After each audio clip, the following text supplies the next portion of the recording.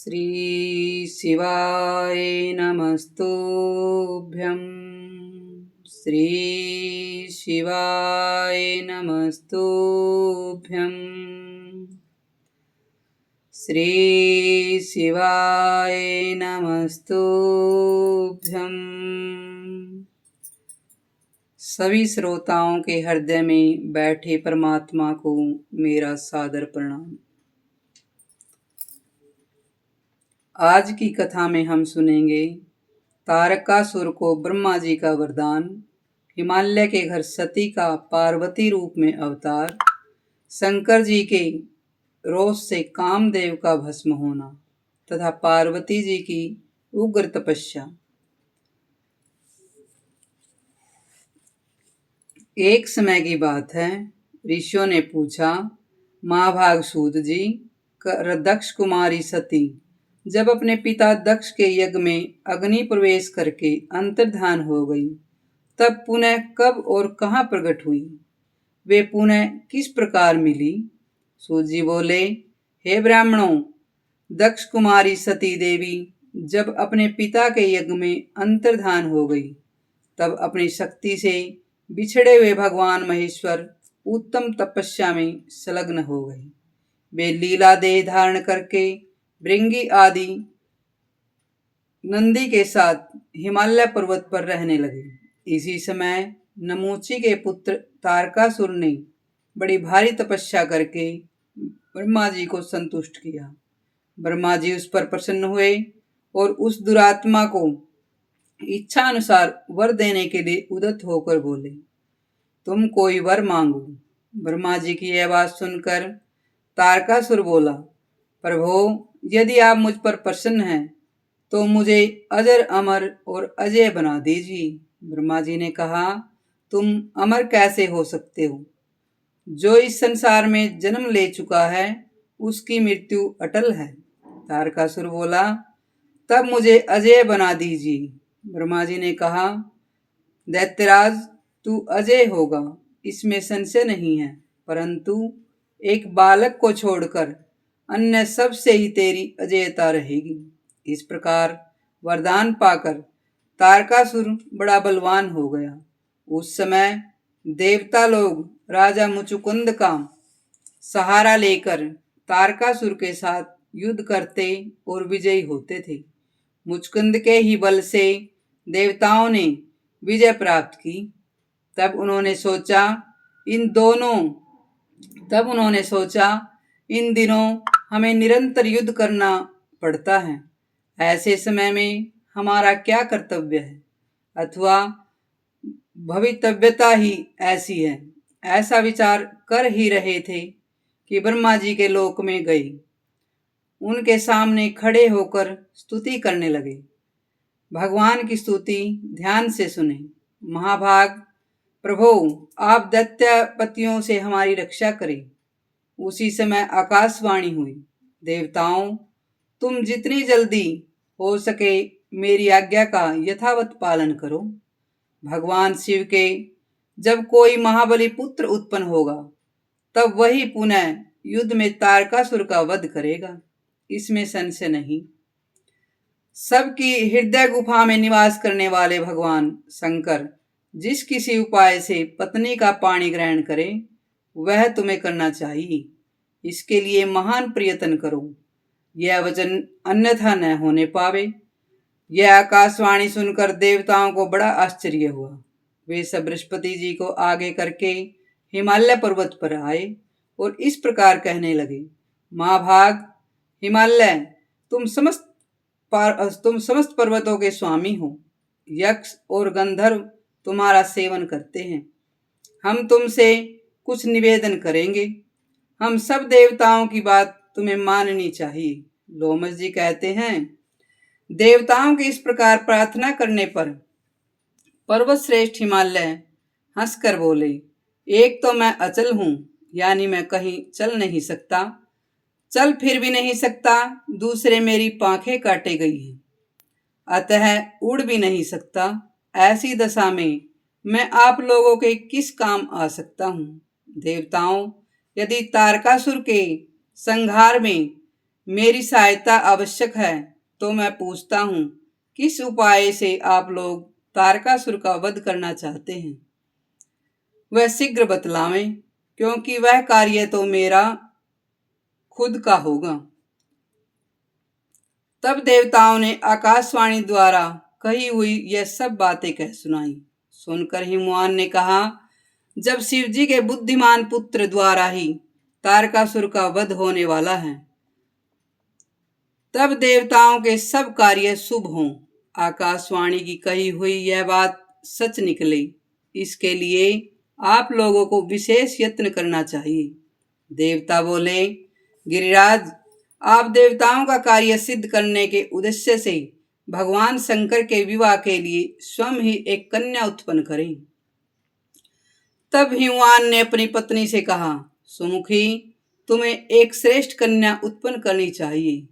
यह सुनकर मैना ने हंसते हुए कहा, महामते, मैंने आपकी बात सुन ली है, परंतु कन्या स्त्रियों को शोक में डालने वाली होती है। अतः इस विषय में दीर्घ काल तक विचार करके आपको अपनी बुद्धि से जो हितकर प्रतीत हो वह बतावें। अपनी प्रियतमा मैना की यह बात सुनकर परम बुद्धिमान हिमवान ने परोपकार युक्त वचन कहा, देवी, जिस प्रकार से दूसरों के जीवन की रक्षा हो, परोपकारी पुरुषों को वही करना चाहिए। आज के लिए शिक्षा, परोपकार ही सबसे बड़ा धन है। इस प्रकार पति की प्रेरणा पाकर सौभाग्यवती रानी मैना ने बड़ी प्रसन्नता के साथ अपने गर्भ से कन्या को जन्म दिया। कुछ काल के अपने गर्भ में कन्या को धारण किया। कुछ काल के अनंतर मैना के गर्भ से एक कन्या उत्पन्न हुई, जो गिरजा नाम से प्रसिद्ध हुई। बोलिए गिरजा भवानी की जय। सबको सुख देने वाली उस देवी के प्रकट होने पर देवताओं के नगाड़े बज उठे। अप्सराएं नृत्य करने लगी, गंधर्वराज गाने तथा सिद्धचारण स्तुति करने लगे। उस समय देवताओं ने फूलों की बड़ी भारी वर्षा की। संपूर्ण त्रिलोकी में प्रसन्नता छा गई। महासती गिरजा का जब जन्म हुआ, उस समय दैत्यों के मन में भय समा गया और देवता, महर्षि, चारण तथा सिद्धगण बड़े आनंद को प्राप्त हुए। सती साध्वी गिरजा हिमालय के गर्भ में दिनों दिन बढ़ने लगी। वह कल्याणी कन्या जब 8 वर्ष की हो गई, उस समय महादेव जी हिमालय की कंदराओं में बड़ी भारी तपस्या कर रहे थे। भगवान के वीरभद्र आदि सभी पार्षद उन्हें सब ओर से घेरे रहते थे। एक दिन परम बुद्धिमान हिमवान जब अपनी कन्या पार्वती को साथ लेकर तपस्या में लगे हुए महादेव जी के पास उनके चरणों का दर्शन करने के लिए गए, हिमवान ने देखा सबके स्वामी भगवान शिव तपस्या में लगे हुए हैं। उनके नेत्र बंद हैं, मस्तक पर जटाजूट शोभा पा रहा है, जिसे चंद्रमा की कला विभूषित किए हुए हैं। वे वेद परमात्मा शिव एक श्रेष्ठ आसन पर विराजमान हैं। दर्शन करके हिमवान ने भगवान के चरणों में मस्तक झुकाया और मन ही मन बड़ी प्रसन्नता का अनुभव भी किया।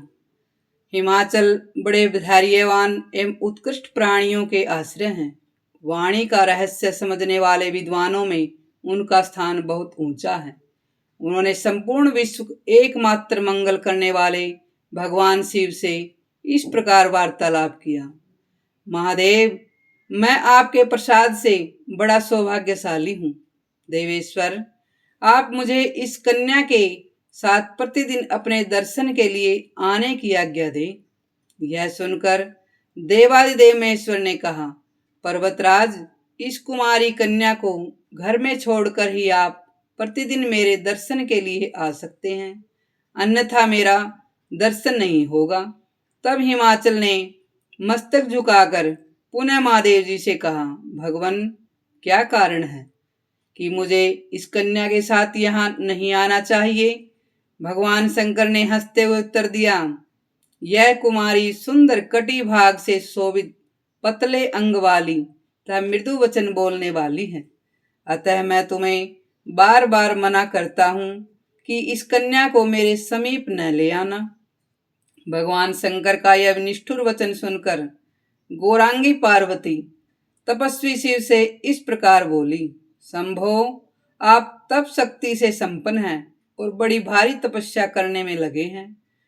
आप जैसे महात्मा के मन में जो यह विचार उत्पन्न हुआ है वह केवल इसीलिए है कि तपस्या निर्विघ्न चलती रहे। परंतु मैं आपसे पूछती हूँ, आप कौन हैं और यह सूक्ष्म प्रकृति क्या है? भगवान इस विषय पर भली भांति विचार करके कहें।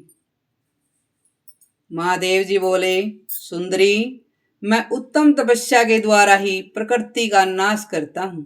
प्रकृति से विलग रहकर अपने यथार्थ स्वरूप में स्थिर होता हूँ। इसीलिए सिद्ध पुरुषों को प्रकृति का संग्रह कदापि नहीं करना चाहिए। पार्वती जी ने कहा, शंकर, आपने जिस उत्तम वाणी के द्वारा जो कुछ भी कहा है वह प्रकृति नहीं है, फिर आप प्रकृति से अतीत कैसे हो सकते हैं? मेरी यह बात सुनकर आपको तत्व का यथार्थ निर्णय करना चाहिए। यह संपूर्ण जगत सदा प्रकृति से बंधा हुआ है। प्रभो, वाणी द्वारा विवाद करने से क्या प्रयोजन है? शंकर, आप जो सुनते हैं, खाते हैं और देखते हैं वह सब प्रकृति का ही कार्य है। प्रकृति से परे होकर आप इस हिमालय पर्वत पर इस समय तपस्या किस लिए करते हैं? प्रकृति से आप मिले हुए हैं, क्या इस बात को आप नहीं जानते? यदि आप प्रकृति से परे हैं और आपकी यह बात सत्य है तो आपको अब मुझसे भय नहीं मानना चाहिए। महादेव जी बोले, साधु भाषिणी पार्वती, तुम प्रतिदिन मेरी सेवा करो।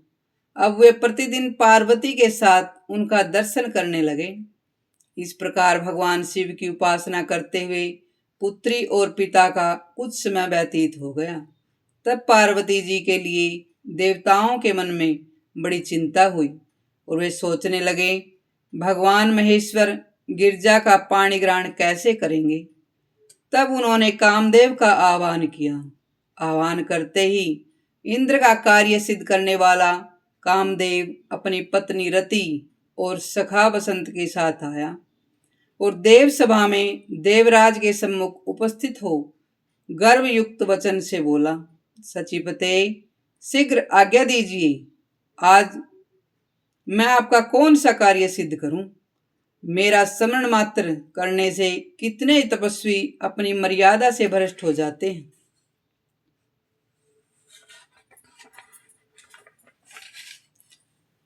इंद्र बोले, मेरे बल और पराक्रम को आप अच्छी तरह जानते हैं। शक्ति नंदन पराशर को भी मेरे पराक्रम का ज्ञान है। इस प्रकार से ये भृगु आदि बहुत से अन्य ऋषि भी मेरी शक्ति को जानते हैं। महान बल और पराक्रम से संपन्न क्रोध ही मेरा भाई है। हम दोनों ने संपूर्ण चराचर जगत को परास्त किया है। सबको हमने मोह सागर में डुबो रखा है। बोलिए शंकर भगवान की जय। कामदेव के गर्वीले वचन सुनकर इंद्र ने उसकी पीठ ठोकते हुए कहा, वीरवर, पूर्व काल में तुमने जो जो कार्य किए हैं उनका किसी प्रकार वर्णन नहीं हो सकता। हम सब देवता तुमसे परास्त हो चुके हैं। मदन, तुम सदैव हमको जीतने में समर्थ हो। इस समय देवताओं का कार्य सिद्ध करने के लिए तुम भगवान शंकर पर चढ़ाई करो। महामते, ऐसी चेष्टा करो जिससे भगवान शिव पार्वती के साथ विवाह कर लें। देवताओं के इस प्रकार प्रार्थना करने पर संपूर्ण विश्व का मन मोहन लेने वाला मदन अप्सराओं के साथ लेकर बड़ी उतावली के साथ चला। हिमालय पर पहुंचकर योद्धाओं में श्रेष्ठ कामदेव रति और वसंत के साथ सब ओर से विभूषित होने लगा। उसके मन में पिनाक पाणी भगवान शंकर पर विजय पाने की अभिलाषा जाग उठी। रंभा, उर्वशी, पुंजिकस्थला, सुकेशी, मित्रकेशी, सुंदरी, तिलोलमा तथा इसी श्रेणी की अनन्य अप्सराएं वहां कामदेव के कार्य में सहायता देने के लिए आई। वहां का आकाश असमय में ही कोकिलाओं की से आच्छादित हो गया।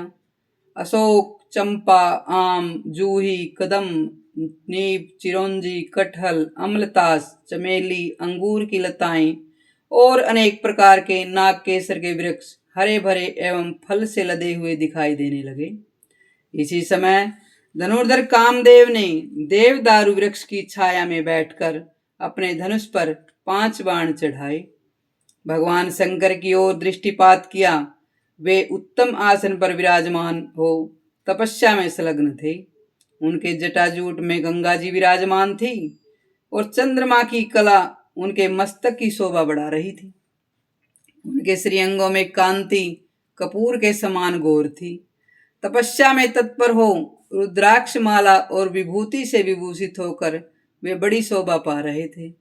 वसंत सहित कामदेव ने जब महादेव जी को अपनी बाण से बींधने की इच्छा की, इसी समय परम मंगलमयी जगत जननी गिरजा अपनी सखियों के साथ पूजन करने के लिए भगवान शिव के समीप आई।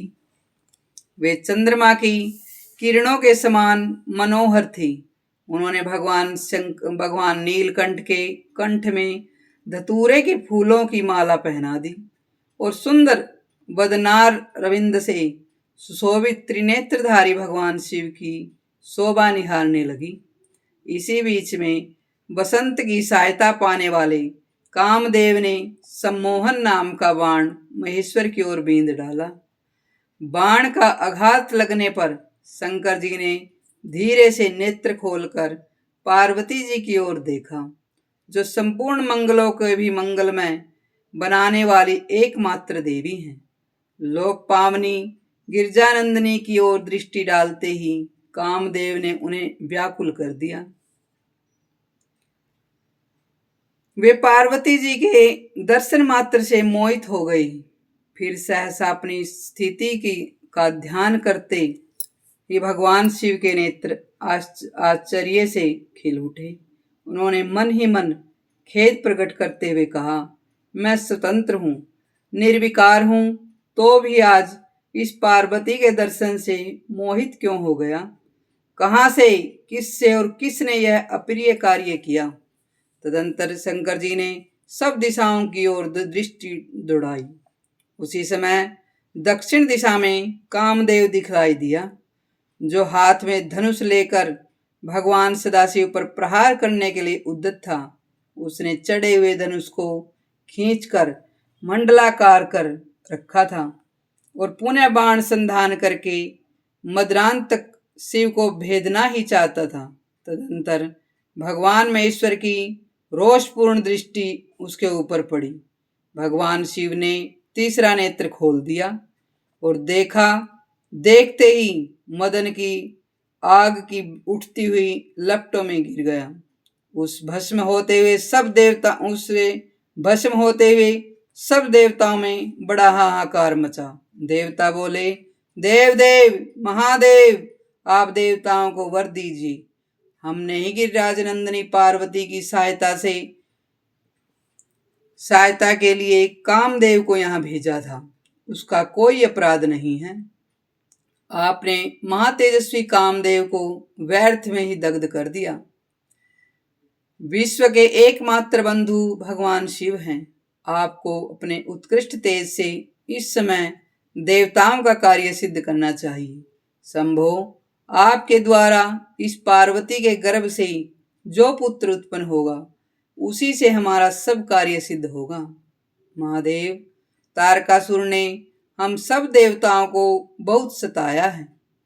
उसके भय से हमारी रक्षा करने के लिए इस कामदेव को जीवन दान दिया। आप पार्वती जी का पाणी ग्रहण करें। महाभाग, देवताओं का कार्य सिद्ध करने में आप अपनी शक्ति लगावें। गजासुर से आपने ही हम सब देवताओं का उद्धार किया है।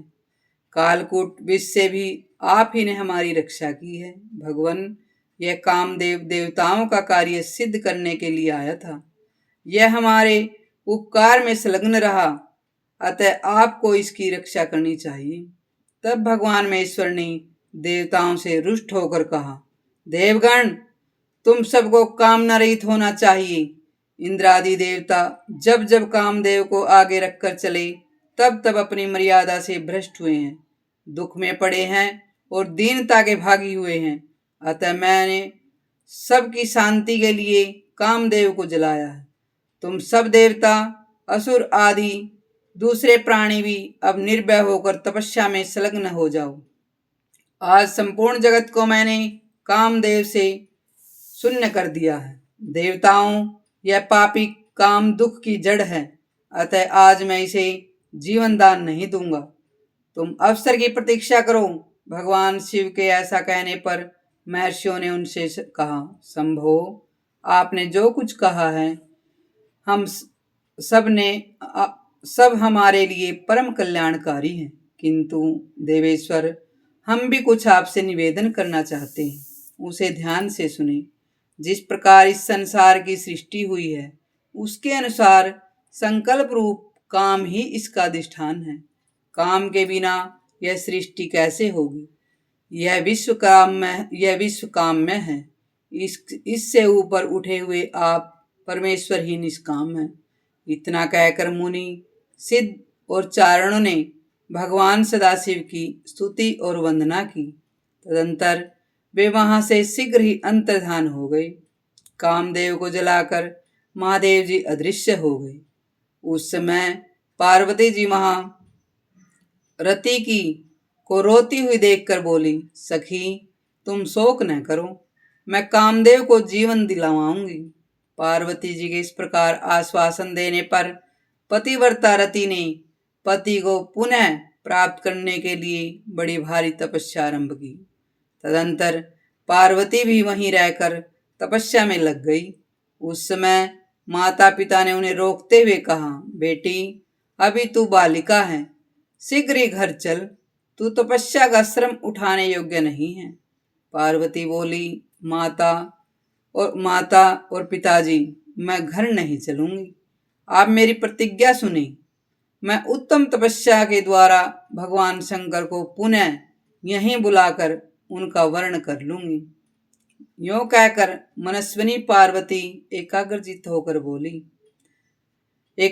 होकर बड़ी उग्र तपस्या के द्वारा भगवान शिव का आराधन करने लगी। उस समय जया, विजया, माधवी, सुलोचना, श्रुता, सुकी, प्रलमलोचा, सुभगा, श्यामा, चित्रांगी, वारुणी और सुधा, ये तथा और भी बहुत सी सखियां गिरिराज नंदनी की सेवा में लगी। परमात्मा रुद्र ने कामदेव को जहां दग्ध किया था वहां एक वेदी बनाकर पार्वती जी के ऊपर विराजमान हुई। वे अन्न और फल त्याग कर केवल हरे पत्ते खाकर रहने लगी। तत्पश्चात पत्ते भी छोड़ दिए और सूखे पत्तों का निर्वाह करने लगी। आगे चलकर जब उन्होंने सूखे पत्तों का भी त्याग कर दिया तब वे अपर्णा नाम से विख्यात हुई। बोलिए अपर्णा माता की जय। सूखे पत्ते छोड़ने पर वे कुछ काल तक केवल जल पर ही रही, फिर उसे भी छोड़कर वायु पीकर रहने लगी। इस प्रकार सती साध्वी गिरजा दीर्घ काल तक तपस्या में लगी रही। भगवान शंकर की प्रसन्नता के लिए मन में उत्तम निष्ठा रखकर पार्वती उग्र तपस्या द्वारा आराधन करती रही।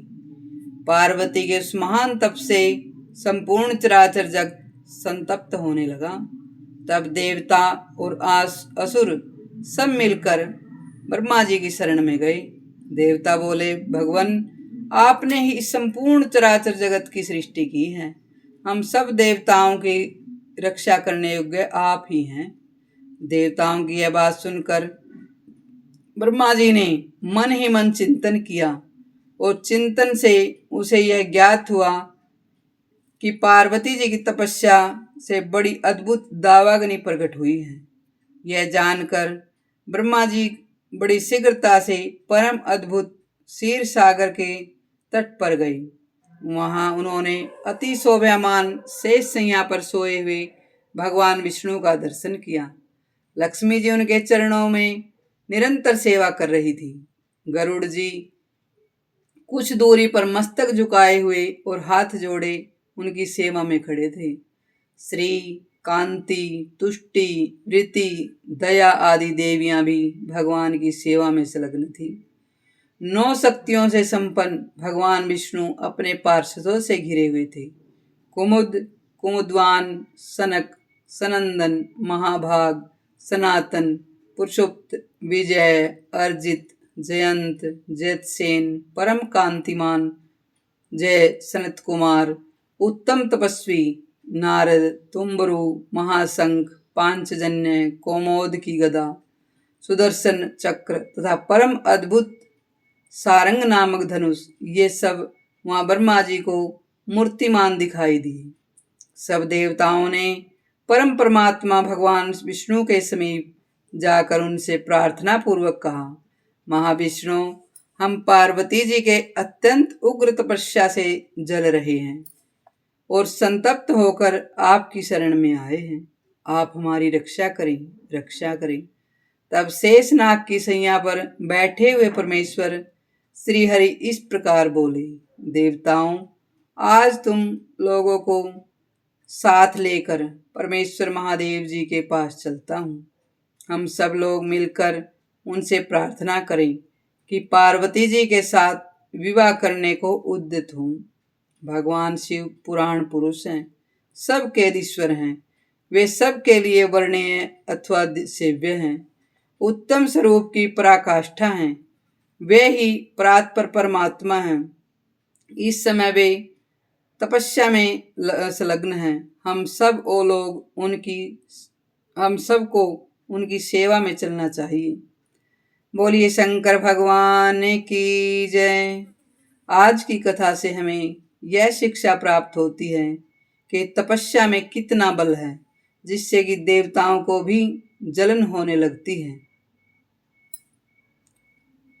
हरे नमः, हरे नमः, हरे